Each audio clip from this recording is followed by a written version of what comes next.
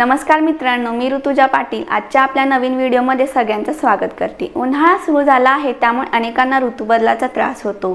बदलते वातावरण, कोंदट हवामान तसेच वाढते तापमान यामुळे अनेकांना वेगवेगळ्या आजारांचा त्रास सुरू झाला आहे।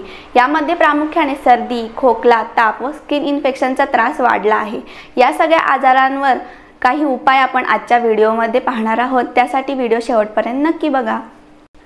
उन्हाळ्यात दररोज 4 ते 5 लिटर पाणी आपल्या शरीरात जाणे आवश्यक आहे।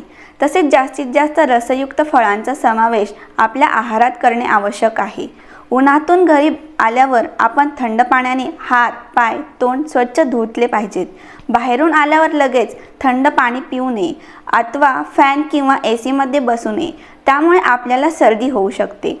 वाढत्या तापमानामुळे अनेकांना हीट स्ट्रोकचा त्रास होतो, त्यामुळे उलट्या, मळमळ, डोकेदुखी, चक्कर येणे, लघवीचा त्रास असे अनेक त्रास उद्भवू शकतात। याचा जास्तीत जास्त त्रास हा महिला, लहान मुले व वयोवृद्ध व्यक्तींना होतो। यावर एकच उपाय, तो म्हणजे उन्हाळ्यात जास्तीत जास्त पाणी पिणे।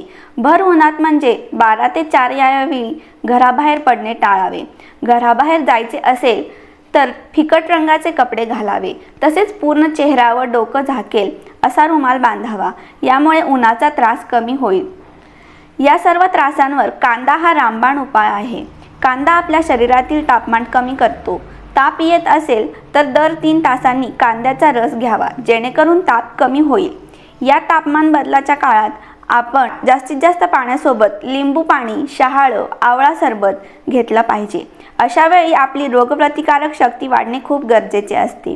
त्यासाठी आपल्या आहारात ताक, लिंबू, लसूण, तूप, द्राक्ष, शेवगा यांचा वापर करणे गरजेचे आहे। या तापमान बदलाच्या काळात आजार झाल्यावर उपचार करण्यापेक्षा आजार होऊच नये म्हणून उपचार करणे कधीही चांगलेच। तर मग मित्रांनो, या उन्हाळ्यात आपणच आपली व आपल्या परिवाराची काळजी घेऊया आणि आजारी पडण्यापासून वाचूया। आजचा व्हिडिओ आवडला असेल तर नक्की लाईक करा, कमेंट करा, सबस्क्राईब करा। Thank you.